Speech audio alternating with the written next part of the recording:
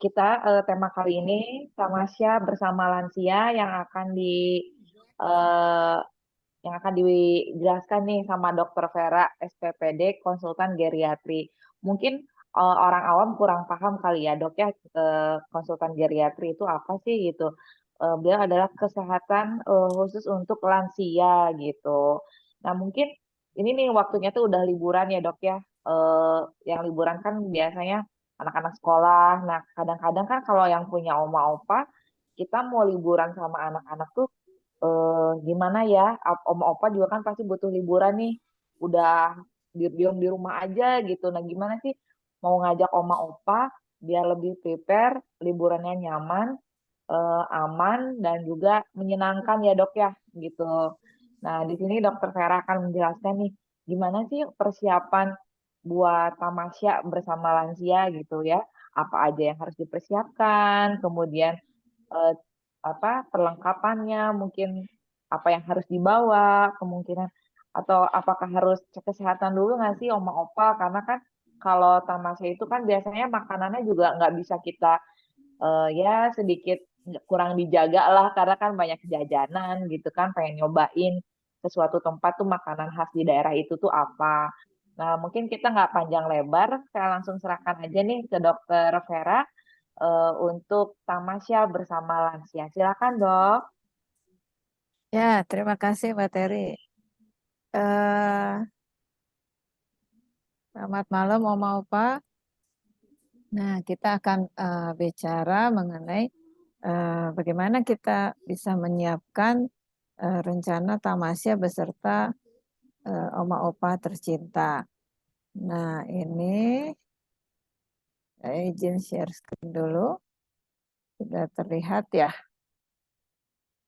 Nah, eh, kalau ini siapa? Ini sebenarnya adalah dokter geriatri nih, tapi dokter ahli geriatri di Bogor. Namanya dokter Sediono. Umurnya 85 tahun. Nah, dia waktu itu kasih fotonya ke kita-kita yang muda, kita jadi bingung. Itu udah di mana? Lalu dia bilang mendaki Bukit Padar, 814 anak tangga. Saya bilang, aduh luar biasa. Nah, itu apakah dia bisa begitu langsung? Ternyata sehari-harinya dia rajin olahraga. Salah satunya adalah bersepeda. Seperti ini. Nah, tapi tentu saja jarang-jarang tuh orang yang umur segitu bisa sampai segitu. Nah, itu makanya kita bilang Dokter Sudiono ini termasuk yang successful aging. Nah, kalau yang normal aging ya kalau dansa pelan-pelan lah gitu, nggak sepedahan lagi, udah mulai bungkuk lah gitu. Tapi yang premature aging tuh rambutnya belum putih, sudah jalannya dibantu orang lain. Kalau bisa milih, janganlah kita sampai ke premature aging. Nah, terus biasanya tuh yang pada bilang kalau tamasya sama oma opa, jadi perlunya apa aja kalau orang tuanya sudah tidak seperti Dokter Sediono tadi? Apakah hanya perlu kursi roda sama pampers? Itu sering banget dikasih tahu ke kita. Oh, nggak apa-apa dok, ada pampers, ada kursi roda. Seolah-olah selesai masalahnya dengan pampers dan kursi roda aja. Nah, jadi sebenarnya yang kita harus perhatikan nih banyak nih. Nah, kita akan bahas satu-satu ya. Nah, jadi perlu apa aja? Yang jelas perlu perencanaan yang matang. Jangan sampai pengennya ngajak jalan-jalan, ngajak tamasya, tapi bikin jengkel oma opanya. Nah, jadi apa tuh pemilihan tempat wisatanya? Jangan sampai datang tapi tidak bisa menikmati apa-apa. Nah, lalu kemudian agenda kegiatannya. Waktu wisatanya. Kalau memang itu menyulitkan karena banyak yang akan ke sana, jangan datang pada high season. Sebab kalau high season nanti jadi penuh dan malah tidak bisa menikmati tempat wisatanya. Jadi semua ini harus disesuaikan tergantung dengan derajat kerapuhan oma opa. Apa tuh derajat kerapuhan? Jadi derajat kerapuhan tuh seperti ini. Dari yang bugar tidak perlu alat bantu, jalannya oke sendiri, lalu masuk mulai rapuh, peripheral kita bilang ya.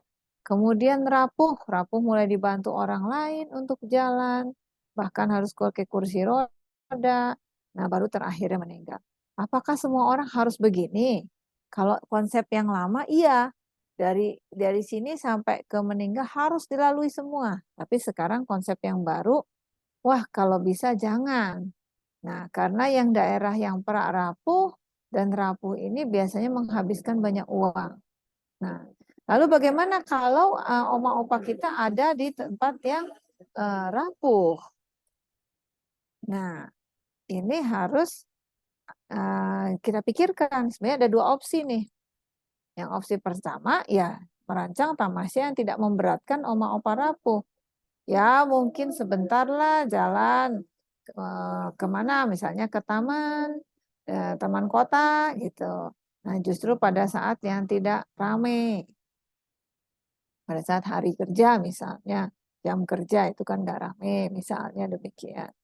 Atau tetap nih mau tamasya yang agak jauhan dikit, tapi kita harus memperbaiki derajat kerapuhan oma opa. Nah, lalu pertanyaannya memperbaiki derajat kerapuhannya bisa nggak sih? Mungkin nggak sih? Kalau iya, bagaimana caranya? Nah, caranya dengan makan makanan bergizi. Nah, kita udah tahu ya, makanan bergizi ada karbohidrat, sayur-sayuran, lauk pauk, buah-buahan, dan susu. 4 sehat, 5 sempurna kan? Nah, tapi seringkali yang pengetahuan ini di pasien yang tua, di oma opa itu tidak bisa dilakukan. Tidak bisa disuruh untuk makan 4 sehat 5 sempurna. Kenapa? Oh dok, itu memang larangannya banyak dari dokternya. Nggak boleh makan ini, nggak boleh makan itu. Belum lagi yang mungkin temannya yang bilang, oh kamu ada hipertensi, nggak boleh makan daging. Oh ada gatel-gatel, nggak boleh makan ikan. Oh ada batuk, nggak boleh makan yang adem-adem seperti semangka. Oh ada bisul, nggak boleh makan telur. Nah itu seringkali orang Indonesia tuh sering sekali begitu. Jadi yang justru kita perlu protein itu nggak dimakan. Nah sebenarnya yang kita bilang hipertensi jangan banyak makan daging. Bukan jangan makan daging, jangan banyak makan daging. Dan dagingnya diprosesnya bagaimana? Kalau dagingnya dibuat misalnya apa rendang misalnya, ya itu memang jadi kacau karena ada santannya, kemudian asin sekali karena bolak-balik dipanasin gitu kan. Nah, kemudian memang kalau seandainya kita bilang udah deh makanin yang junk food terus tuh, yang hamburger lah, yang ayam yang ada crispy-crispy-nya apa itu. Nah, itu memang tidak baik. Nah, tapi kan kalau dagingnya sendiri nggak ada masalah, daging ayamnya sendiri kan nggak masalah. Misalnya dibuat sop, itu kan nggak apa-apa, gitu kan? Nah, ini seringkali keliru nih. Nah, telur, siapa bilang telur nggak boleh? Telur justru paling bagus. Telur itu sumber protein yang diciptakan Tuhan karena dengan baik karena apa? Dia calon makhluk hidup. Telur itu. Ya tentu saja jangan makan misalnya sekilo sehari ya itu jangan. Tapi kalau 1 atau 2 butir tidak ada masalah. Nah, terus kemudian ikan sering gatal, belum tentu kalau dia alergi memang iya, tapi kalau dia tidak alergi tidak bikin gatal. Yang gatal itu pada lansia seringkali adalah kulitnya kering, minumnya kurang, nah itu gatal. Nah, terus yang menghalangi lagi adalah urusan gigi geligi. Nah, seringkali yang lansia ini sudah gigi geliginya tidak baik. Kemudian seringkali kebersihannya nggak bagus seperti ini tadi. Ini ada plaknya, kemudian terlihat ada plak ini gusinya menjadi mudah berdarah. Nah, terus belum lagi pakai gigi palsu tapi yang oma-opanya sudah matanya nggak lihat, jadi ada sisa makanan nempel tidak terlihat. Nah, atau sulit membersihkan karena sudah ada stroke. Nah, atau memang pakai obat-obatan asma yang disemprot dan lupa kumur. Nah, ini ada. Ini pasiennya pakai obat asma yang disemprot, lupa kumur, jadi terlihat ini langit-langitnya merah. Ini jamur. Nah, jadi oleh karena itu menjadi tidak ingin makan. Nah, sama yang ini pasiennya apa? sering dapat antibiotik. Sehingga jamurnya banyak di lidahnya dan tidak ada yang membantu dia untuk membersihkan karena dia sudah stroke. Nah, lalu kalau giginya nggak ada, makan ayam, makan sapi, gimana caranya? Bisa dibantu dengan susu, ya. Nah, kenapa kita perlu protein? Karena untuk membangun otot. Jadi kita tuh rumusnya sederhana. Makan dengan baik ya, jangan lupa proteinnya cukup, lalu ditambah olahraga sehingga akan membentuk otot. Nah, ototnya yang penting adalah bukan otot tangan seperti ini, tetapi otot penting adalah otot kaki. Jadi kalau diajak tamasya itu tidak cepat capek. Nah, bagaimana kalau sudah rapuh tidak bisa treadmill, tidak bisa jalan, berarti tidak bisa olahraga dong. Oh enggak, olahraga itu bisa juga kita lakukan senam sambil tiduran atau sambil duduk.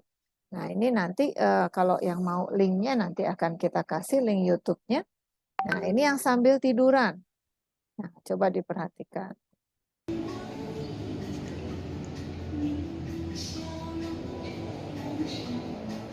Ya, angkat sampai ke bantal.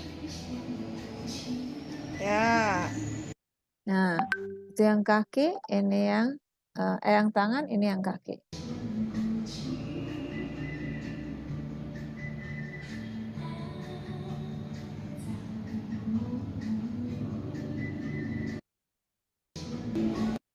Nah, ini yang sambil duduk.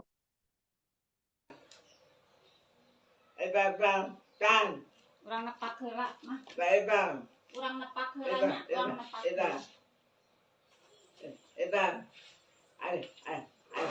Dia. Dan.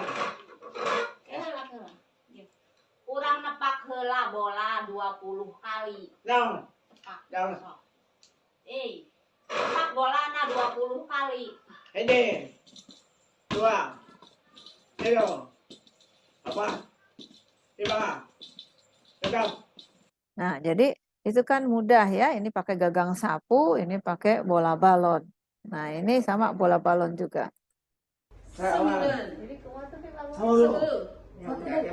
satu lagi. Lagi. Terus. Dua. Terus. Tiga. Terus. Awal. Nah, itu omanya sudah sekarang umur 100 ya oma ini. Waktu dia di video ini umurnya 99. Nah, kemudian obatin penyakit kroniknya nih. Jangan sampai ada penyakit kronik seperti hipertensi, ada kencing manis, ada asma, penyakit jantung. Itu saya nggak kerasa apa-apa, nggak usah minum obat deh. Oh enggak, itu karena penyakit kronis seperti itu tuh tidak bisa sembuh, tapi bisa dikendalikan dengan obat rutin. Nah, kalau nggak minum obat gimana? Itu berpotensi menimbulkan komplikasi. Jadi cacat. Nah, kalau udah cacat kan repot, boro-boro mau tamasya. Mau ke kamar mandi aja susah, kan? Nah, jadi kalau derajat kerapuhan itu akan membaik kalau risiko terjadinya komplikasi dapat diminimalkan. Nah, ini seperti ini misalnya, oh ini ibu ini asma. Nah, lalu sedang diajarkan bagaimana menggunakan obat asma yang disedot. Nah, kalau nggak bisa nyedot bagaimana? Nah, kita pakai alat nebulizer. Nah, ini sedang diajarkan cara menyuntik insulin. Terus kemudian setelah itu cara untuk menyuntik insulin, lalu kemudian dijelaskan juga obat-obatnya apa saja. Tuh kan? Obat-obatnya apa saja, terus kemudian jangan sembarang obat diminum, ya. Nah, kalau ini seperti ini bagaimana? Ini kita sedang salah satu pasien kita sesak napas, ada asma. Nah, waktu itu dia bilang, saya sesak napas sebentar jalan sudah capek. Nah, suka bunyi, asmanya ngik-ngik, ada gula juga. Terus dia keluarganya bilang, dok saya mau bawa mama ke Swiss. Saya bilang, waduh, ke Swiss boro-boro, ke Lembang aja mungkin nggak bisa dengan asma yang seperti ini. Nah, terus kemudian ya udah kita program deh, kita obatin penyakit kronisnya. Nah, terus kemudian kita kita atur makannya, kemudian latihannya. Nah, kalau misalnya itu sudah dikerjakan, ternyata waktu itu sampai baik kondisinya, oh bisa deh dia jalan-jalan juga ke Swiss ya. Nah, ini yang satu lagi, Oma ini, dia nyeri dada. Nah, tiap kali kalau misalnya jalan, dia ke toko ya, masih buka toko. Jadi kalau jalan sedikit, lalu nyeri dada, nah kemudian itu menjadi sulit luar biasa. Padahal dapat kesempatan dari suppliernya jalan-jalan ke Perancis, ke Menara Eiffel. Lalu, aduh dokter saya pengen sekali ke Perancis. Nah, kita bilang, oke kita obatin penyakit kronisnya, kita perbaiki asupan makannya, kita perbaiki latihan fisiknya. Nah, jadilah dia berangkat ke Perancis ya. Nah, terus apalagi yang harus diperhatikan saat tamasya? Nah, barang bawaan. Sedapat mungkin jangan terlalu banyak barang yang dibawa oleh oma opa. Otot dan tulang sudah mengisut seiring usia, sehingga mudah cedera, pegal, dan radang sendi. Jadi kalau dibawa banyak barang-barang, wah itu nanti sebetulnya sakit ini, sakit itu, dan sebagainya. Nah, terus keluarga perlu membantu oma opa mengingatkan barang apa disimpan di mana. Jangan sampai dibawa terus nggak tahu taruh di mana. Gitu kan? Nah, terus udah gitu keluarga perlu survei dulu ke arah tujuan tamasya. Barang apa yang bisa dibeli di daerah tamasya dan barang apa yang tidak tersedia sehingga harus bawa dari rumah. Nah, jadi jangan semua dibawa. Misalnya di sana ada, ngapain bawa semua? Jadi banyak nggak puguh gitu kan. Nah, ini seringkali harus diingatkan juga kalau sudah oma opa sebaiknya jangan pakai tas punggung karena nanti membuat ininya bengkok, pinggangnya, terus kemudian nyeri. Nah, kemudian kalau pakai tas lempang juga itu sakit di ininya, di punggungnya.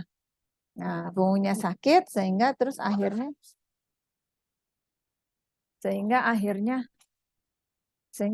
tidak bisa dipakai untuk jalan-jalan lagi, sakit-sakit semua.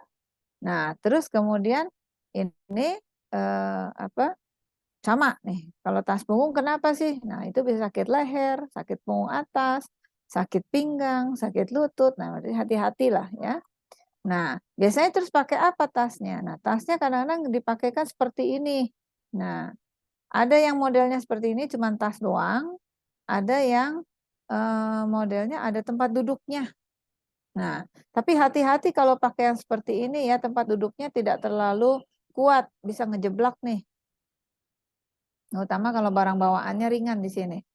Nah, ada juga yang modelnya kayak kursi roda begini, tapi bawahnya ada tempat untuk menyimpan barang. Nah, terus ada juga yang walker seperti ini, terus depannya ada kayak tempat buat nyimpan barang. Nah, tapi biasanya yang favoritnya saya adalah yang saya anjurkan adalah rompi banyak saku seperti ini. Karena kalau rompi itu dia terdistribusinya merata. Nah, jadi nggak salah satu depan doang, belakang doang, enggak. Nah, terus daripada yang organizer tas begini, ini jadi rujit kadang-kadang untuk lansia. Aduh, ini taruh di mana ya? Lalu akhirnya berantakan. Apalagi kalau pakai tas pinggang seperti ini. Ini tidak balance. Ya, di depannya jadi narik, akhirnya jadi sakit pinggang. Ya. Nah, lalu isinya saku rompi apa tuh? Nah, biasanya kita suruh fotokopi KTP atau paspor. Ya, pakai fotokopi aja yang asli mah biar disimpan sama anak. Kartu nama hotel tempat menginap bisa hilang, lalu bisa tahu oh kartu namanya di mana nih hotelnya, tempat menginapnya. Lalu kemudian nomor telepon yang bisa dihubungi. Nah, tisu basah, tisu kering. Nah, minyak kayu putih yang kecil aja botol mini ya. Nah, ini ada Voltaren Flamar Gel atau apapun yang buat oles-oles kalau pegel. Nah, terus kemudian sabun kertas atau sabun cair dalam botol kecil buat cuci tangan. Atau sanitizer boleh, tapi kadang-kadang sanitizer itu tidak nyaman buat oma opa karena kulitnya jadi kering. Uang receh biasanya ada yang bantu dorongin kursi roda, biasa suka kasih tip. Nah, mungkin ada kredit card juga. Nah, kemudian permen, takutnya kalau ada gula, terus tiba-tiba gulanya ngedrop, bisa langsung ambil permen. Nah, kalau anaknya bawa tas ransel tuh ngapain aja? Apa yang dibawa? Obat-obatan rutin. Biasanya dibuat seperti ini, ya. Jadi jangan semua obat dibawa-bawa kayak riweuh gitu. Kalau udah dibikin kayak gini kan terus kan oke lah dan lebih gampang. Kalau lupa minum, oh ada nih masih ada di sini berarti lupa minum. Nah, snack gitu kan. Satu set pakaian bisa nanti tiba-tiba jadi kehujanan atau kemuntahan atau tiba-tiba pipis atau BAB kena gitu kan. Nah, terus botol minum biasanya kita suruh botol minum yang lipat, jadi gampang. Kalau lagi nggak dipakai, nggak diisi, bisa dilipat. Dan digantung, dicantol aja. Nah, kantong plastik buat ada yang kotor, ada yang basah gitu kan. Atau buat muntah. Nah, terus apalagi yang harus diperhatikan? Pola berkemih. Nah, ini kadang sering sekali nih. Saya mau jalan-jalan, saya nggak mau minum, nanti takut kencing-kencing. Nah, jangan gitu ya. Nah, memang bisa dimengerti bahwa seiring dengan penuaan, kekuatan kontraksi otot kandung kemih itu berkurang. Nah, jadi sebentar pengen pipis, sebentar pengen pipis karena nggak tuntas pipisnya. Nah, jadi sebisanya sedapat mungkin mampir ke WC tiap 1-2 jam deh. Nah, terus kemudian harus cukup minumnya, jangan ngurangin minum. Kalau ngurangin minum nanti gampang infeksi saluran kencing. Nah, sebelum bertamasya, dilihatin deh pola berkemihnya gimana. Bisa dievaluasi enggak? Dan kalau memang itu dievaluasi ada masalah, tolong diusahakan untuk diperbaiki. Karena kalau enggak jadi bingung. Nah, pipis terus, akhirnya jadi enggak mau minum, akhirnya dehidrasi. Nah, biasanya tuh kenapa sih orang bolak-balik kayak gitu? Karena ada prostat membesar menghalangi aliran pipis. Nah, yang begitu, prostat tuh apaan sih? Nah, ini itu kandung kemih, ya. Terus di sininya ada prostat. Nah, ini saluran kencing ke bawah. Kalau normal sih kecil begini ya. Tapi kalau dia besar, itu menghalangi saluran kencing ke bawah keluarnya. Jadi itu nggak tuntas. Nah, kalau nggak tuntas kan berarti kan nggak malah kencing-kencing terus. Bukan, nggak tuntas itu. Jadi pipis ya, pipisnya harusnya 1.000 keluar. Ini keluarnya cuma 100. Jadi masih ada 900 di dalam. Jadi kemasukan pipis lagi ya pengen pipis lagi gitu aja terus. Jadi bolak-balik pipis, tapi sedikit-sedikit gitu kan. Atau ini yang perempuan nih. Yang perempuan biasanya yang terjadi kan kalau normal begini nih lubang pipis. Nah, ternyata di sini ada yang keluar daging tumbuh namanya karunkula uretra. Nah, kalau daging tumbuhnya kecil sih nggak apa-apa ya, kita kasih obat, nanti lama-lama mengecil, rata gitu, pipisnya nggak ada masalah keluar. Tapi kalau tiba-tiba bisa gede banget, ada yang pernah sebesar biji duku misalnya. Nah, itu kan lumayan ya. Nah, jadi pipisnya jadi terganggu. Jadi sama tadi pipisnya nggak tuntas. Nah, terus BAB yang mengeras, hati-hati. Kalau BAB yang mengeras itu seringkali dipikirnya bahwa BAB itu nggak ada apa? Nggak ada ininya, nggak ada hubungannya. Nah, terus kemudian hubungannya apa? Ya, sebenarnya ini kalau kita lihat ya, ini kandung kemih, ini apa? Usus besar tempat BAB. Nah, biasanya nampung BAB sebentar terus keluar. Tapi pada oma opa yang BAB-nya nggak tiap hari, ini nampungnya bisa banyak. Bisa sampai sebesar kepala bayi loh. Nah, jadi kalau udah ngumpul di sini semua sebesar kepala bayi, menekan dia. Menekan kandung kemihnya, jadi tidak bisa keluar sempurna pipisnya. Nah, jadi kalau kayak gitu, berarti bagaimana? Ya, yang harus kita bereskan BAB-nya nih. Jadi kalau mau tamasya, beresin dulu yang ini. Jangan kayak begini, jadi bikin orang rusuh. Mau kemana? Nggak jadi, nggak enak perut, nggak mau makan, pengen pipis, jadi repot gitu kan? Ya. Nah, terus ya udah pakai Pampers aja. Loh, jangan. Soalnya kalau pakai Pampers ini jadi bisa kayak gini nih. Jadi luka borok tekan ya atau dia bisa jamuran seperti ini. Nah, kan tidak nyaman ini. Sakit gitu kan? Nah, lalu gimana dong kalau gitu? Ya, kalau memang nggak ketemu sama misalnya jambannya susah gitu.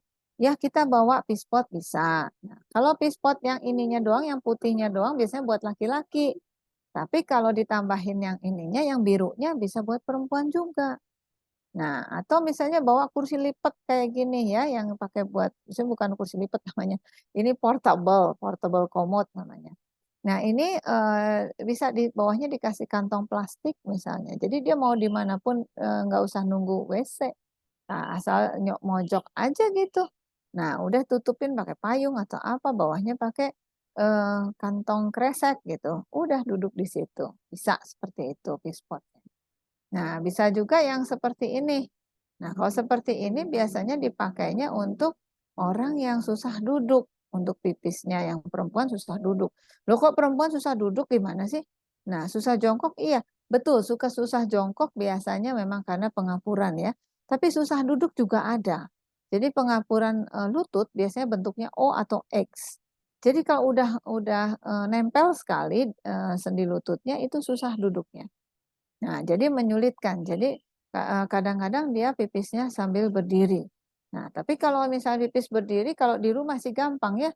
Nah, tinggal buka aja celana segala rupa. Nah, tapi kalau lagi bepergian kan susah. Nah, jadi pakainya yang seperti ini, pispotnya. Nah, terus gimana?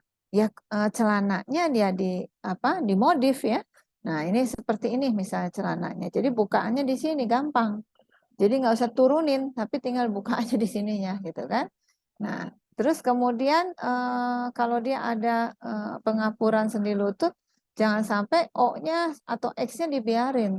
Pakai deker supaya dia lebih lurus. Sebab kalau O atau X-nya dibiarin, itu mereka kesakitan kalau jalan jauh. Akhirnya capek dan nggak mau jalan. Nah, juga jangan lupa untuk kaki yang bengkok jempol kakinya. Nah, itu juga jangan dibiarkan. Cuman bengkok. Nah, jempol itu penyeimbang untuk stabilisasi badan.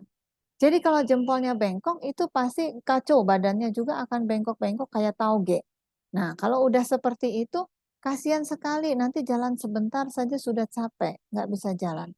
Makanya kita pakai yang seperti ini, yang buat bunian seperti kaos kaki begini. Ini ada ada pelindungnya, di sini ada pemisahnya. Jadi nggak belok sih jempolnya. Nah, tentu saja kalau sudah pakai yang begitu, ininya harus yang lebar ya. Kalau pakai sandal ini bisa prepet.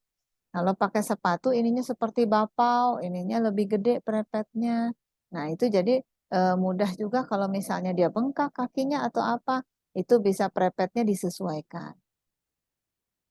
Nah, lalu apa lagi yang harus diperhatikan? Nah, ini nih sering kelupaan. Surat keterangan dokter. Kalau dia punya penyakit lebih dari satu dan punya macam-macam obat yang diminum, tolong surat keterangan ini ada. Untuk pasien-pasien senior klinik itu biasa kita selalu bekalin untuk berangkat ke luar negeri terutamanya. Karena nanti ini sangat membantu kalau terjadi sesuatu di pesawat atau pada saat turun di negara lain. Nah, karena mereka tidak tahu ini orang sakit apa, terus mau diapain, harus bagaimana dan sebagainya. Jadi biasanya meliputi diagnosis, eh, pengobatan saat ini, kemudian hasil evaluasi kita yang terakhir sebelum berangkat, kemudian advis kita selama perjalanan. Nah, kemudian kalau seandainya ada sesuatu yang diperlukan ditanyakan oleh dokter di lokal di sana, itu bisa menghubungi dokter yang menanganinya di sini. Nah, terus kemudian jangan lupa asuransi perjalanan. Ini seringkali lupa. Nah, asuransi perjalanan saya selalu anjurkan kalau sudah mau beli tiket, mau booking segala rupa itu yang mungkin tidak bisa kembali karena itu masih promo atau apalah gitu, uangnya tolong langsung beli asuransi perjalanan. Jangan mau berangkat baru beli. Oh, itu repot urusannya. Kenapa? Karena namanya oma opa, hari ini sehat, besok belum tentu.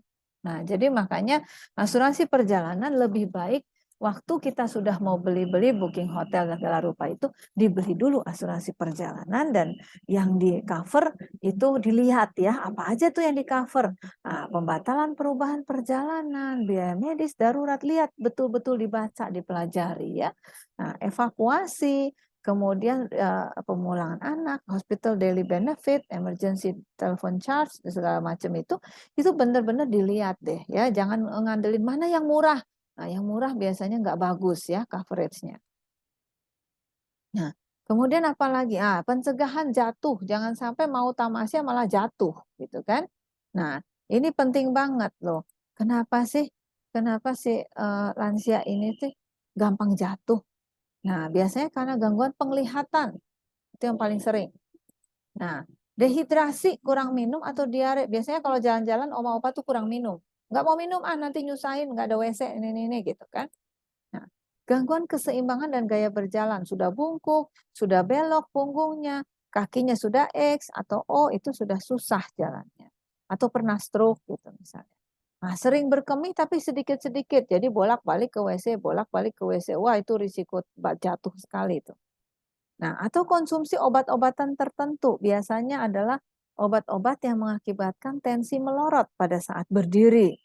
Nah, obat-obat yang mengakibatkan ngantuk. Obat-obat yang mengakibatkan kurang seimbang jalannya. Obat-obat yang mengakibatkan kakinya itu lebih kaku otot-ototnya. Nah, itu harus didiskusikan dengan dokter yang menangani. Jangan sampai diberikan lalu tidak tahu bahwa ada kejadian jatuh. Jadi kalau kita dapat obat dari dokter dan di rumah selama di antara waktu kontrol itu pernah jatuh, meskipun jatuhnya tidak signifikan, tidak cedera, nah lebih baik lapor karena jangan-jangan dari obat ya, jangan nyetop sendiri obatnya, lapor aja dan tanyakan dokter mungkinkah dari obat, nanti biar dia lihat ya. Nah, kemudian penggunaan alat bantu jalan yang kurang tepat, kadang-kadang pengennya pakai alat bantu jalan tetangganya atau warisan dari siapanya gitu, padahal itu kurang tepat. Misalnya ada rodanya sementara dia tidak stabil pada saat berdiri, itu bisa menggelinding dia ya. Atau lingkungannya yang rawan jatuh ya. Nah, kalau gangguan penglihatan tuh biasanya kenapa sih? Oh, biasanya karena katarak ya. Biasanya karena hipertensi tidak terkontrol atau kencing manis tidak terkontrol. Nah, katarak itu kalau ini penglihatannya kayak apa ya? Kayak gini buram gitu kan. Nah, terus kalau glaukoma itu apa? Kayak terowongan begini. Jadi sebelah-sebelahnya nggak kelihatan. Jadi hati-hati bisa jatuh tuh. Nah, kalau degenerasi makula, oh justru tengahnya nggak kelihatan gitu kan. Nah, ini penting nih gangguan penglihatan. Kalau bisa dikoreksi, koreksi dulu sebelum tamasya. Ruwet itu nanti. Nah, terus kemudian lingkungannya yang rawan jatuh. Oh, lingkungan kok bisa rawan jatuh? Betul. Karena ini pakai karpet anti jatuh, tapi tidak semuanya. Dan karpetnya bisa melipat. Lihat ini ya, mulai ada ujungnya ada yang melipat. Nah, kemudian ini mau masuk kamar mandi, ini ada undakannya dan tidak ada pegangannya. Jadi mudah sekali jatuh. Nah, atau yang pakai bathtub. Saya sarankan kalau tamasya di luar negeri apa dimanapun, kalau ke hotel minta yang shower aja, jangan yang bathtub. Bathtub itu susah ngelangkahnya. Dan udah di dalam ini bisa jatuh, bisa licin. Pas waktu keluarin lagi susah ya. Nah, kemudian apa? Biasanya kalau tangga itu jatuhnya bukan waktu naik, tapi waktu turun. Hati-hati. Nah, kalau ini contoh tangga yang nggak karu-karuan bisa menimbulkan risiko jatuh. Ini lantainya licin ya. Kemudian anak tangga terakhir dan lantai itu sama warnanya. Jadi dikiranya tuh sudah nyampe. Padahal belum. Nah, ini seringkali terjadi jatuh di situ. Nah, jadi yang benar adalah seperti ini. Pinggiran anak tangganya tuh dikasih highlight. Ya, dikasih warna berbeda. Lalu anak tangga terakhir dan lantai itu berbeda secara kontras warnanya. Jadi lansia ini melihat oh iya ini udah nyampe nih gitu kan. Nah, kalau enggak ya udah habis itu dia jatuh, dikiranya sudah selesai.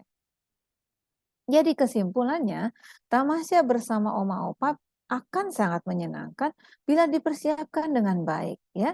Nah, kemudian perencanaannya harus memperhatikan tingkat kerapuhan oma opa. Nah, hal penting yang harus diperhatikan adalah barang bawaan tadi ya. Nah, pola berkemih, pencegahan jatuh, asuransi perjalanan, surat keterangan dokter. Nah, terima kasih. Terima kasih dok. Bagi para peserta yang mau bertanya, silakan ketik di kolom chat. Namun sebelumnya akan ada presentasi sedikit dari Entrasol kepada Ibu Desi. Ibu Desi, apakah sudah join, Bu? Sudah, baik. Terima kasih Mbak Terry. Saya izin Oh, tutup ini ya video, khawatir ada nge-lag. oke, baik. Silahkan, Bu Desi. Iya, terima kasih Bu.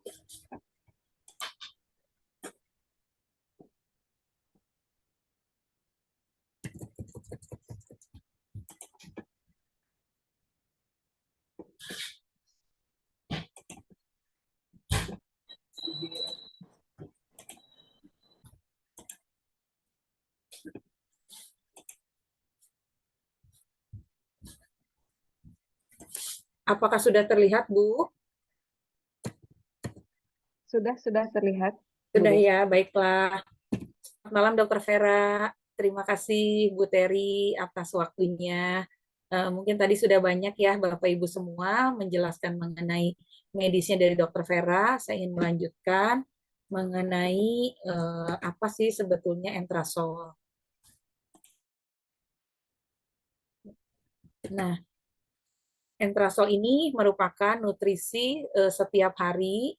Entrasol ini mungkin Bapak Ibu sudah melihat ada 3 kategori, ada entrasol aktif, entrasol gold, dan juga di sini ada entrasol platinum. Kalau entrasol aktif ini biasanya dikonsumsi oleh ibu-ibu atau remaja di usia 17 tahun ke atas. Untuk yang gold biasanya dikonsumsi oleh Bapak Ibu yang usianya di atas 50 tahun. Produk apa aja sih yang ada di Entrasol Gold? Itu ada Entrasol sereal, Entrasol powder, dan juga liquid. Untuk serealnya itu ada yang seperti bubuk-bubuk seperti itu ya Bapak Ibu, dan powdernya pun ada susu bisa diseduh biasa, dan sesuai dengan Dokter Vera tadi, untuk tamasya mungkin oma-opa bisa mengkonsumsi susu Entrasol yang liquid. Untuk Entrasol Platinum sendiri, itu ada 2 rasanya, ada vanila dan juga coklat. Biasanya dikonsumsi oleh usia 50 tahun ke atas. Izin sedikit menjelaskan bahwa tahukah Anda atau Bapak Ibu, Om Opa semua, proses penuaan dimulai sejak usia 30 tahun. Proses penuaan ini biasanya itu disebut dengan proses menghilangnya kemampuan jaringan secara perlahan, mungkin sempat banyak disinggung oleh Dokter Vera juga, untuk memperbaiki struktur serta fungsi normalnya mengakibatkan tubuh tidak dapat bertahan untuk memperbaiki kerusakan tersebut sehingga terjadi penurunan fungsi dari organ tersebut. Gejalanya biasanya dari faktor U, itu mudah lelah, badan menjadi lebih cepat pegal, dan tulang sendi serasa kaku. Selain itu juga mudah sakit. Faktor-faktor apa aja yang biasanya mempengaruhi hal tersebut? Nah, ini salah satunya ada radikal bebas yang dapat membantu ke dalam proses penuaan.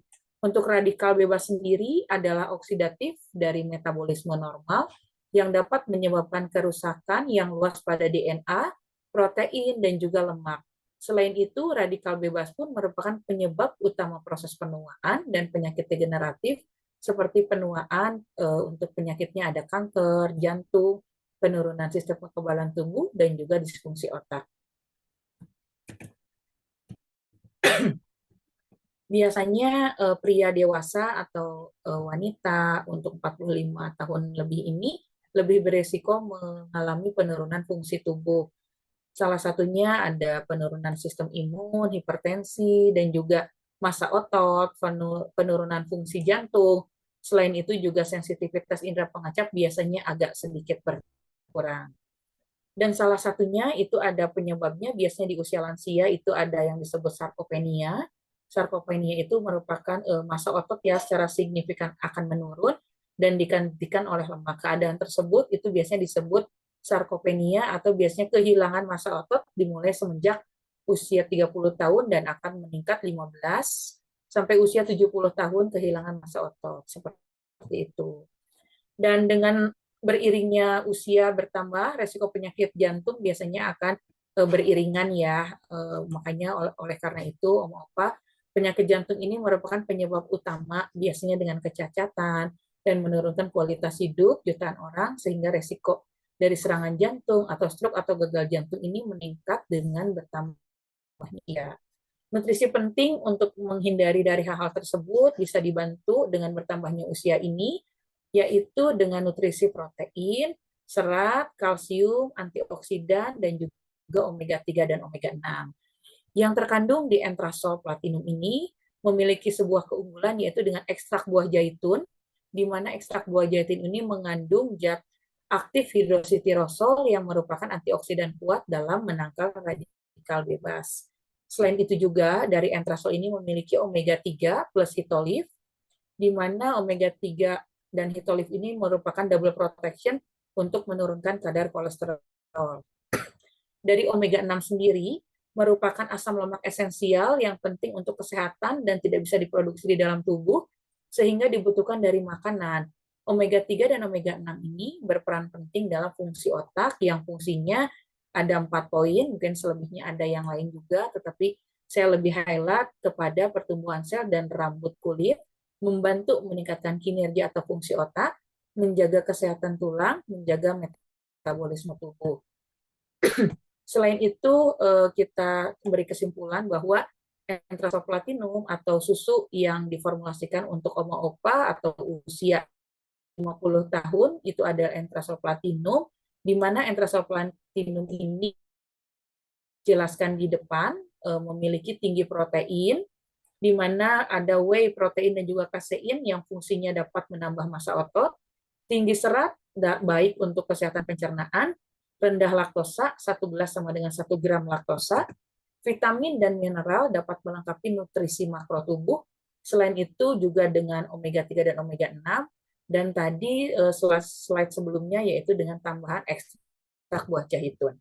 Untuk nutrition fact atau apa aja yang terkandung di Entrasol Platinum, saya lebih informasikan per gramnya, sajinya seperti apa. Untuk per sajinya ini 57 gram, kalorinya 250 kilokalori, lemaknya 7 gram, proteinnya 12 gram, karbohidratnya 34 gram, gulanya 5 gram. Dan untuk varian rasa dari Entrasol Platinum ini ada 2, yaitu vanila dan juga coklat, dengan berbagai ukuran kemasan, ada 400 gram dan juga 800 gram. Diharapkan dapat mengkonsumsi Entrasol Platinum ini 4 sendok takar secara bertahap ke dalam 200 ml air hangat atau hangat-hangat kukus sambil diaduk sehingga larut dan lebih mudah dicerna diserap oleh tubuh. Dari Entrasol tadi memiliki protein, mungkin di highlight juga dari protein ini, oma-opa atau bapak ibu semua sudah mengetahui fungsinya, tetapi saya izin menyampaikan kembali, dari protein ini dapat membantu meningkatkan massa otot, meningkatkan fungsi imunitas tubuh, mempercepat pemulihan, memperbaiki sel-sel jaringan yang rusak, sumber energi untuk aktivitas harian. Nah, peran nutrisi penting untuk protein dan ekstrak buah zaitun terhadap pemulihan pasca COVID ini katanya informasinya ada sedikit naik lagi, semoga tidak terjadi secara signifikan seperti tahun-tahun sebelumnya. Jadi dengan pemberian nutrisi tinggi protein dengan ekstrak buah zaitun yang mengandung hidroksitirosol menunjukkan efek tidak langsung pada pemulihan pasien yang dirawat. Selain itu, pemberian Entrasol Platinum pada pasien terkonfirmasi yang terhadap menunjukkan tidak terjadi penurunan berat badan. Tambahan dari Entrasol sendiri sebagai selingan oma-opa jika jalan-jalan ataupun di rumah bisa menyeduh Entrasol Quick Start yang merupakan minuman sereal dengan siasid dan juga oat pilihan, pastinya dengan rasanya lebih enak dan memberikan efek kenyang lebih lama, dilengkapi dengan Profit Formula dengan tinggi vitamin D, omega 3 dan omega 6, dan juga 3 mineral. Selain itu, ada Entrasol aktif, lebih kepada usia remaja ya, 17 tahun, di mana nutrisi tinggi kalsium ini dengan ekstrak buah zaitun masih dilengkapi dengan Profit Formula dan juga vitamin dan mineral. Selain itu, jika bepergian pun ini sangat mudah dibawa. Untuk Entrasol, ada Entrasol saset, sama tidak jauh berbeda mengandung ekstrak buah zaitun pun, dan juga ada Entrasol RTD atau ready to drink yang bentuknya UHT, memiliki Profit Formula juga, tinggi kalsium, vitamin dan mineral, dan juga rendah lemak. Harganya lebih terjangkau. Nah, Mungkin seperti itu aja yang ingin saya sampaikan kepada Oma Opa dan juga Bapak Ibu semua dari Entrasel. Terima kasih banyak Dokter Vera dan Bu Teri dan Terima Oma Opa kasih semua. banyak. Terima Iya. kasih banyak Bu Desi untuk informasinya ya, sangat bermanfaat sekali untuk kita. Ini ada yang bertanya ya dok ya. Kita buka sesi tanya jawab dulu aja nih untuk pertanyaan nomor 1 dari Ibu Ria. Sebentar dok.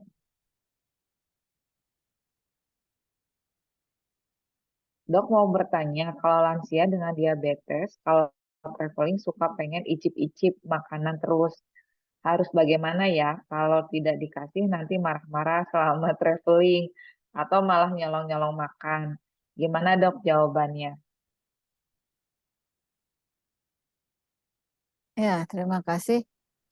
Jadi gini, kalau yang oma opa yang diabetes dan kalau traveling suka pengen icip-icip sih sebenarnya kita yang harus arahkan ya.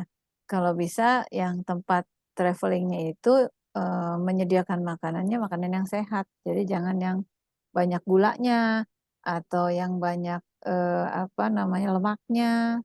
Nah, itu satu strategi. Terus yang kedua dikasih makan dulu yang banyak di rumah. Jadi dia udah udah rada kenyang gitu kan. Jadi kalau mau makan icip-icip juga nggak banyak gitu. Atau misalnya beli tapi langsung dikasih sedikit ke dia, sisanya kita yang habisin gitu. Jadi, jadi kayak rebutan. Ya kayak Oke, gitu. jadi Ya. bikin kenyang dulu lah ya dok ya sebelum Mm. pergi. Jadi lebih prepare seperti itu. Terus ini ada pertanyaan lagi nih dok ya, kedua. Oma opa kan biasanya susah makan, apalagi udah ngalamin demensia. Kalau makan bisa nggak kalau makanannya diganti sama susu katanya gitu, susu Entrasol. Maksimal berapa banyak sih sehari katanya dok? Jadi diganti mah nggak betul ya, karena Tuhan Hmm, menciptakan kan semua makanan itu ada plus minusnya. Jadi kalau diganti itu salah. Kenapa salah? oke. Kalau diganti semua itu kayak oma opa kan bukan bayi ya. Kalau bayi memang kan cuman baru lahir ya dikasihnya cuman ASI doang gitu ya. Dan itu dia oke dengan itu. Tapi kalau oma opa kan bukan bayi. Jadi kalau cuman dikasih susu doang, nggak ada makanan lain, mau bagaimanapun bagusnya susunya, itu tidak ada susu yang mengandung tinggi garam, ya kan? Susunya kan aneh, masa jadi asin gitu kan? Nah, itu satu. Kemudian yang kedua, serat biasanya juga kurang.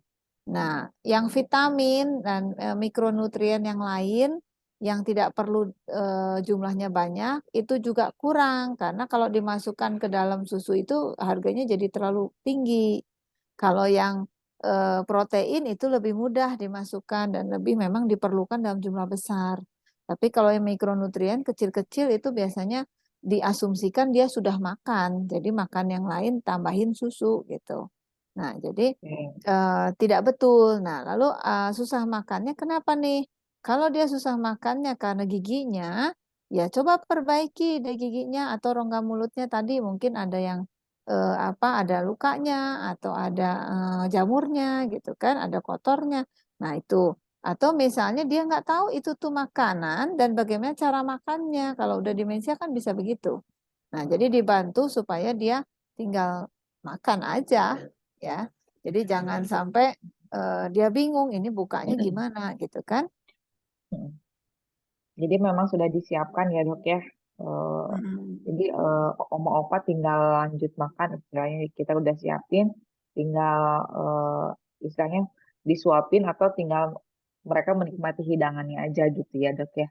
Mm-mm. Baik dok, ada pertanyaan selanjutnya nih dok.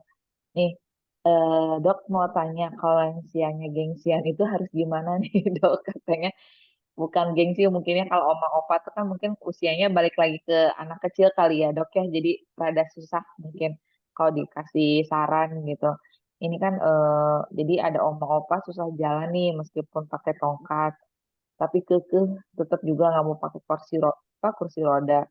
selalu bilang bisa pakai tongkat, tapi nanti udah lama jalan akhirnya ngeluh kayak gitu.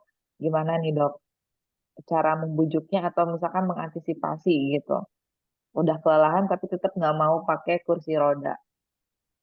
Ya, itu kan harus dicari tahu ya, kenapa dia menjadi susah jalan. Nah, setelah dicari tahu apakah dia ada kondisi medis, penyakit dalamnya bagaimana gitu. Nah, apakah dia ada kecacatan dari kakinya misalnya. Dan itu kalau ada seperti itu akan dikonsultasikan dengan dokter rehab medik. Nah, jadi kita kita perbaiki dulu, nggak bisa memaksakan orang untuk pakai tongkat atau pakai kursi roda, karena buat dia itu tidak nyaman ya. Jadi saya mau contohin gini, kalau ibu rumah tangga dulunya ya waktu mudanya, terus nggak ada peran apa-apa gitu ya, itu mungkin lebih mudah merayu dia untuk naik kursi roda atau pakai tongkat. Tapi kalau waktu mudanya dia hakim, hakim itu kan selalu kalau di persidangan yang mulia hakim gitu kan, kalau pakai kursi roda atau tongkat kan dia rasanya apa sih gitu kan. Nah, apalagi kalau misalnya dulunya orang militer berpangkat, misalnya jenderal, wah itu paling pantang itu mau pakai ini dan itu. Eh, kita punya pasien udah hampir mau 100 tahun pun, kalau jalannya susah, dia jadi, ayo kita baris berbaris, oh langsung tegak. Nah, jadi memang eh, tergantung dulu waktu mudanya apa pekerjaannya. Kalau waktu mudanya ya dia biasa aja lah, nggak terlalu besar perannya, karirnya gitu, biasanya nurut-nurut aja dikasih ini dikasih itu. Nah, tapi yang paling penting poinnya adalah bukan memaksakan mereka pakai kursi roda, tetapi poinnya adalah kenapa dia susah jalan. Apakah bisa diperbaiki tidak? Kalau bisa diperbaiki, perbaiki aja. Kenapa dia harus dipaksakan untuk pakai ini dan itu?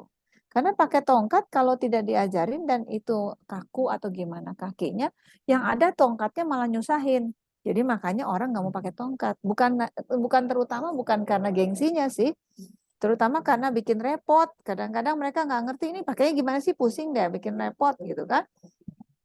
Nah, terus kemudian juga kalau gengsi sebenarnya sih nggak terlalu ya. Kayak model kayak ibu saya aja dulu waktu dia masih kakinya belum dioperasi, dia kita suruh pakai tongkat. Nah, awalnya dia apa sih kok pakai tongkat nanti saya nggak cantik gitu kan. Persepsi dia begitu. Tapi kita bilang eh, coba deh pakai tongkat. Jadi beban kerja beban badannya itu dipindahin ke tongkat. Jadi dengkulnya nggak terlalu sakit. Ya, itu satu. Yang kedua, coba deh perhatikan. Kalau kita pakai tongkat, kita menjadi orang VIP. Masa sih? Saya bilang, iya. Coba sekarang nongol deh pakai tongkat di tempat antrian panjang. Pasti semua orang akan nyingkir. Ya, Bu, duluan, Bu, duluan. Nah, udah langsung. Nah, kan orang VIP berarti kan? Nah, kalau kursi terbatas, nah itu diduluin dulu pasti, gitu kan? Nah, itu oke saya bilang itu jadi orang VIP loh, mau nggak? Oh mau dong kalau kayak gitu kan? Jadi tergantung lah, kenapa dia nggak mau pakai tuh bisa macam-macam ya. Oke, baik dok, ini juga ada pertanyaan lanjutan dok. Dok izin bertanya, ibu saya dengan gangguan gagal ginjal, apabila saya bawa piknik selalu ingin minum yang segar-segar, apalagi yang tersedia di hotel, sehingga saat jadwalnya cuci darah naiknya banyak. Apakah ada tips khusus supaya saat traveling aman? Ya, biasanya tuh kalau dilarang malah tambah pengen. Itu biasanya gitu. Nah, Dilarang malah makin ya, penasaran ya dok. iya gitu kan. Nah, jadi memang agak susahnya, agak trikinya urusan cuci darah sih memang ya. Kalau mau bebas minum itu memang kita pakai peritoneal dialisis yang cuci perut ya. Nah, tapi kalau seandainya memang dia pingin sekali minum, kemudian padahal nanti jadi banyak banget untuk yang masuk, tapi yang keluar sedikit, sebenarnya harus diperhatikan juga ya, apakah tempat pikniknya itu panas. Karena kalau tempat pikniknya panas, itu penguapan juga akan harus dihitung sebagai air yang keluar. Jadi jangan cuman, oh kata dokternya minum cuma boleh 500 cc. Ya, tapi kalau dibawa ke tempat yang panas, dia penguapannya besar. Jadi ya boleh longgar lah minumnya gitu kan. Nah, yang harus diperhatikan biasanya bukan minum seger-seger atau gimana. Tetapi yang diperhatikan adalah makannya. Makannya mungkin jangan banyak yang kering-kering. Pakainya makan agak sedikit cemek-cemek. Jadi nggak perlu didorong air banyak. Misalnya kalau bagelen itu kering kan susah ya kalau kita makan ya. Jadi minumnya kan jadi banyak gitu kan. Nah, kalau misalnya makan apa namanya mie gitu kan dikasih apa micinnya banyak gitu. Jadi pengen minum terus kan. Jadi harus dilihat lah bisa nggak makannya dimodif. Jadi biar dia nggak minumnya nggak banyak. Dan kemudian perhatikan suhu udara di tempat travelingnya. Jadi suhu udara juga mempengaruhi ya dok ya. Ya, Jadi mungkin penguapannya air kalau yang banyak ya segar-segar. suruh, kalau Hmm. penguapannya banyak ya memang dia harus minum, kalau enggak ya pingsan dia nanti kan. Oh, oke. Baik dok. Selanjutnya nih dok, ada dari Tasya Aisyah. Dia mengajukan dua pertanyaan. Yang pertama, saat mengajak lansia jalan-jalan, apakah perlu juga diajak untuk melakukan relaksasi agar otot-otot tidak kaku dok? Dan sebaiknya dilakukan berapa menit? Kemudian nomor dua, makanan apa saja yang sebaiknya dihindari lansia saat sedang melakukan perjalanan darat agar badan tidak mudah lelah dok? Ya. Jadi sebenarnya jalan-jalan tuh maksudnya jalan kaki apa jalan-jalan traveling gitu. Nah, kalau jalan Saya kaki, jalan-jalan traveling mungkin dok. oh, Kan mungkin di perjalanan teh kan suka lama ya. Apalagi ya, mungkin bisa sampai berjam-jam gitu duduk ya, misalkan dok. Nah itu gimana dok? ya. Jadi memang itu kita perlu perhatikan derajat kerapuhan. Balik lagi itu tadi yang seperti saya bilang ya. Nah, derajat kerapuhan itu sebenarnya menentukan banget kita jadi mau ajak dia jalan-jalannya kemana. Nah, jadi kalau dia udah rapuh, ya jangan juga berekspektasi saya mau ajak jalan ke luar negeri. Ah, itu susah gitu kan. Jangan maksa gitu kan. Sampai kita perbaiki dulu derajat kerapuhannya. Kalau sudah diperbaiki, kemudian eh, ternyata dia sudah lebih fit, baru kita suruh jalan-jalan. Seperti tadi yang kita contohkan dengan apa namanya apa tadi teh dengan pasien saya yang tadi jalan-jalan ke Perancis sama jalan-jalan ke Swiss itu jangan dikira cuman eh, hahaha kasih obat lalu berangkat, enggak, itu kan diperhatikan makannya, diperhatikan exercise-nya. Nah, itu waktu semuanya itu diperhatikan baru dia bisa apa namanya bisa bisa cukup fit untuk pergi ke luar negeri. Nah, pergi ke luar negerinya kemana? Ya itu tadi, sebenarnya waktu dia bilang mau ke Swiss, saya tuh keberatan. Saya bilang, aduh Oma, pilih yang lain aja deh, jangan ke Swiss. Kenapa gitu? Dia bilang, ya karena kalau kata saya Swiss itu agak jauh, bukan 1 jam nyampe gitu kan. Nah, kalau misalnya 1 jam nyampe, ya gampang urusannya. Tapi kalau nggak 1 jam nyampe kan jadi susah. Nah, pada saat itu susah, menjadi kitanya susah juga untuk kalau dia nggak fit bener itu susah gitu ya. Nah, gini deh, saya biar ada gambaran lah ya. Saya kasih tunjuk karena itu menyangkut privasi, kita nggak bisa buka yang pas waktu program dia ya. Saya kasih lihat programnya ibu saya aja. Nah, ini waktu dia eh, masih ya. Ini kakinya itu bentuknya gini, bentuk O. Jadi dia kalau kita ajak jalan-jalan itu mesti pakai kursi roda, pakai tongkat. Nah, terus kemudian ini dari airport nih. Nah, mau masuk airport. Mau keluar dari pesawat. Nah, itu jadi ribet lah. Dia juga jengkel sebenarnya ya. Kalau dia bisa ngomong mah nggak mau gitu. Tapi ya pengen jalan-jalan mau gimana lagi gitu kan. Nah, terus kalau kita naik MRT ya begini harus dorong. Kalau dia sudah di supermarket, dia pengen jalan sendiri, tapi takut jatuh ya dia pakai begini. Nah, lihat kakinya masih nggak karu-karuan gini kan. Nah, lalu kemudian kita suruh dia latihan. Nah, suruh dia latihan, latihannya nggak cuman ya udah suruh jalan kaki, oh ya tambah rusak kakinya dong gitu kan.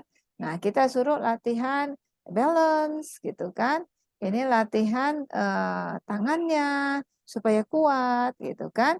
Nah, terus kemudian seperti ini latihan dia senam sambil duduk.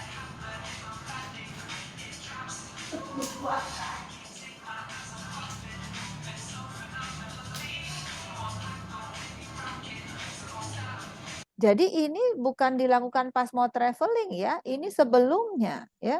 Jadi kita seperti menciptakan atlet, benar memang. Soalnya kalau enggak nanti enggak bisa ngapa-ngapain dia. Nah, ini latihan sambil duduk. Nah, di sebelahnya nanti oma-oma umur 85 nih. Nah, terus kemudian ini latihan sambil senam di air. Nah, tuh. Jadi supaya bisa cukup fit untuk dia jalan-jalan. Nah, seperti ini.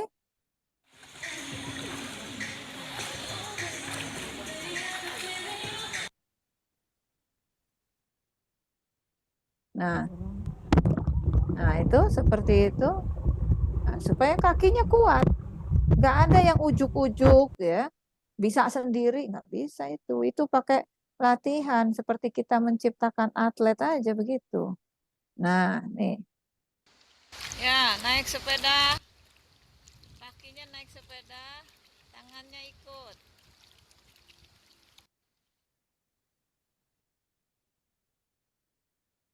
Nah, ini untuk kardionya. Pinggangnya twist, twist, twist, twist.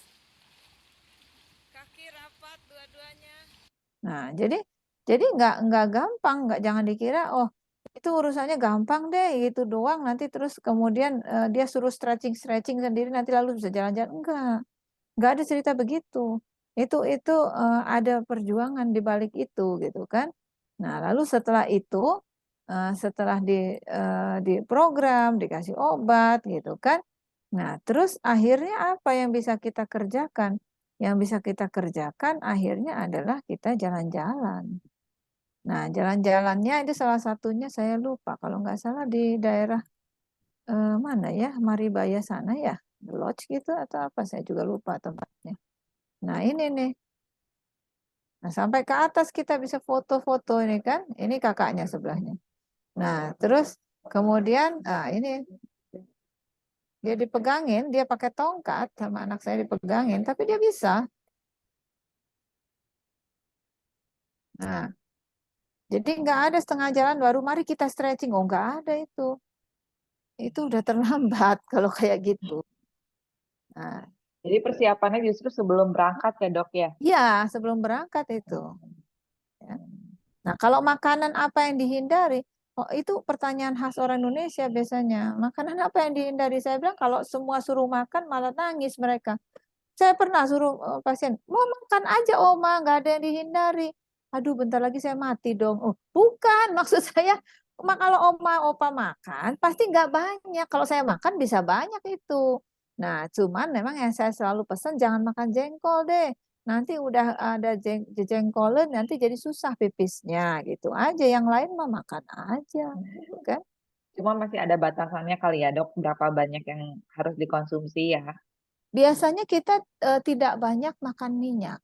Dan tidak banyak makan gula. Tidak banyak ya, bukannya tidak boleh ya. Ya, jadi tidak banyak ya dok ya. Mm. Oke, seru sekali malam hari ini dok.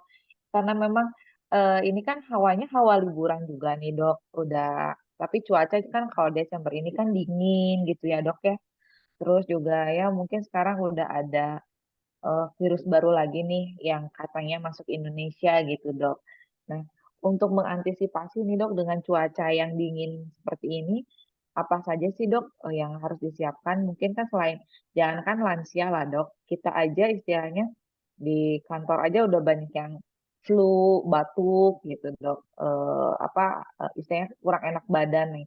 Kalau untuk lansia ini persiapannya apa sih dok untuk udara yang sekarang kurang nyaman lah gitu dok. Ya, jadi biasanya sih kita minta olahraga itu pasti ya. Terus makan makanan bergizi tadi ya, jangan lupa sayur, buah, daging, ikan, telur, susu. Nah, itu harus dimakan. Jangan cuman ya tadi makan telur kok berapa? 1 sendok, nggak bisa. Nah, itu 1 butir. Wah, kalau bisa 2 butir lebih baik. Kemudian ikan harus dimakan, daging merah harus dimakan. Jangan pilih-pilih hari ini tempe tahu aja. Oh ya nggak bisa, nanti dia kurang gitu kan. Nah, terus kemudian harus exercise. Jangan makan-makan aja tapi tidak berlatihan. Nah, kemudian yang lainnya adalah selain itu eh, apa namanya? Yang harus diperhatikan adalah vaksin. Nah, vaksin flu biasanya kita suruh. Kenapa harus ada vaksin flu? Karena kalaupun dia apa namanya kena flu itu tidak sampai parah banget gitu kan.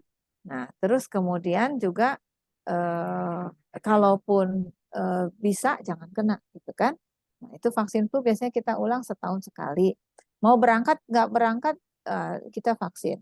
Dan jangan lupa ya besok mau berangkat sekarang vaksin enggak ya, enggak gitu. Jadi biasanya minimal sebulan lah, sebulan sebelum berangkat gitu ya.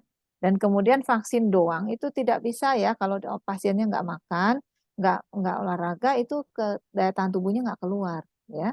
Nah kemudian vaksin COVID ya lengkapin lah kan udah waktu itu udah ya. Nah terus kemudian kalau ada penyakit kronik ya beresin obatin, jangan sampai kadang minum obatnya kadang enggak, itu kacau itu nanti bakal terjadi kekacauan. Nah itu sih. Oke, Jemur siap. matahari jangan lupa tuh. Oke, jemur matahari. Cuma matahari sekarang nongolnya sedikit-sedikit, Dok. Iya itu makanya. Oke, terima kasih banyak dokter untuk pemaparan materinya, informasinya sangat bermanfaat sekali untuk oma opa dan juga saya sebagai anak-anak yang punya oma opa di rumah udah prepare. Jadi yang dibawa liburan bukan cuma anak-anak aja, juga lebih harus prepare lagi sama oma opa. Jadi yang tadi yang di awal mungkin perencanaan tempat tujuannya dulu ya dok ya, kita tuh mau perginya kemana. Kemudian pemeriksaan medis yang sebelum berlibur, jadi harus cek cek dulu berarti ya ke dokter ya dok ya. Kemudian latihan fisik, kemudian persiapan barang bawaan mulai dari obat-obatan sampai non medis, terus kemudian tas, kemudian barang-barang lain yang memang harus lebih prepare untuk membantu oma opa selama liburan gitu ya dok ya. Itu Ya, saya taruh di untuk kolom chat gimana? Mbak Terry. Kalau ada Oh, yang oke. ingin apa senam sambil tiduran, senam sambil duduk, itu tinggal di YouTube diklik aja. Itu ada beberapa juga sih, cari sendiri aja itu channel Oh, Opa oke. Bugar ya. Nah nanti Oke, tinggal siap. tinggal diikutin aja. Nah kenapa di YouTube? Karena kalau di YouTube itu dia bisa di setting itunya apa kecepatannya. Jadi kalau merasa terlalu cepat, turunin dulu aja. Nah, sampai oma-opanya hafal gerakannya, boleh naikin nanti kecepatannya gitu ya. Oke, terima kasih dok. Terima kasih banyak dokter ini untuk para peserta webinar hari ini. Ini dokter Vera kirim link yang ada di chatting di kolom chat. Silahkan klik link tersebut untuk nanti lihat belajar om apa belajar senam ya dok ya di rumah ya. Nanti mungkin kita akan share juga di apa pada para peserta ya dok linknya by WA. Silakan cek apa ke WA admin aja. Eh, cukup sekian dok acara malam hari ini. Terima kasih banyak pemaparannya dok, sangat bermanfaat sekali. Terima kasih juga kepada Entrasol yang sudah support acara malam hari ini. Kami ucapkan terima kasih. Mohon maaf apabila ada kekurangan atau salah ucap dan kata dari saya. Sebelumnya kita foto bersama dulu kepada para peserta. Mohon dibuka open cam.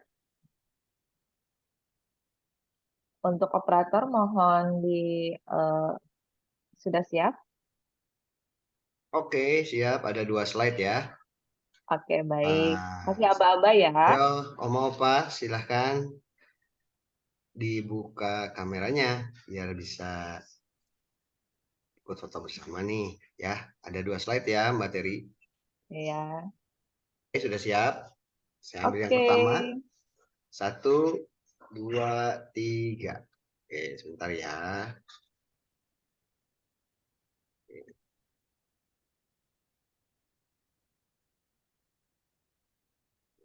Selanjutnya, Oke.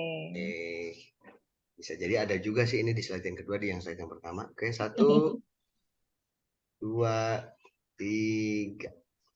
Sip. Terima kasih banyak Pak Hendri. Terima kasih banyak Dokter Vera.